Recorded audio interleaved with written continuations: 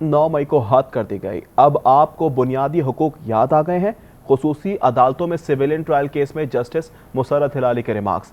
Justice امین الدین خان نے کہا کہ ایک جرم سرزد ہوا تو سزا ایک ہوگی۔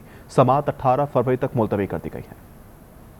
جسٹس امین الدین خان کی سربراہی میں 7 رکنی آئینی بینچ نے سماعت کی۔ سزا یافتہ ارزم جنید کے وکیل سلمان اکرم راجہ نے دلائل جاری رکھتے ہوئے برطانیہ کی مثال دی۔ جسٹس امین الدین خان نے کہا کہ ہم نے برطانیہ کا نہیں اپنا قانون دیکھنا ہے، غیر ضروری بحث سے آپ وقت ضائع کر رہے ہیں۔ جسٹس مسرت ہلالی نے سلمان اکرم راجہ سے پوچھا کہ کیا آپ تسلیم کرتے ہیں کہ 9 مئی کا جرم سرزد ہوا؟ سلمان اکرم راجہ بولے جی میں اس پر بھی عدالت کو بتاتا ہوں۔ جسٹس مسرت ہلالی نے کہا کہ 9 مئی کو حد کر دی گئی، اب آپ کو بنیادی حقوق یاد آ گئے ہیں۔ وکیل نے آرٹیکل 184(3) کا ذکر کیا تو جسٹس امین الدین نے کہا کہ فیئر ٹرائل کے لیے آپ کو آرٹیکل 8(3) سے نکلنا ہوگا۔ جسٹس امین الدین خان نے ریمارکس دیے کہ ایک جرم سرزد ہوا تو سزا ایک ہوگی۔ سلمان اکرم راجہ نے کہا یہ کیسے ہوگا؟ ایک خصوصی ٹرائل ہو، دوسرا ملزم اس سے الگ کر دیا جائے۔ سلمان اکرم راجہ نے کہا کہ مجھ پر رینجرز اہلکاروں کے قتل کی بانی پی ٹی آئی کے ساتھ سازش کا الزام ہے۔ اگر قانون کی شقیں بحال ہوتی ہیں تو ایک کرنل کے سامنے پیش ہونا پڑے گا۔ نظام یہ ہے الزام لگا کر ملٹری ٹرائل کی طرف لے جاؤ۔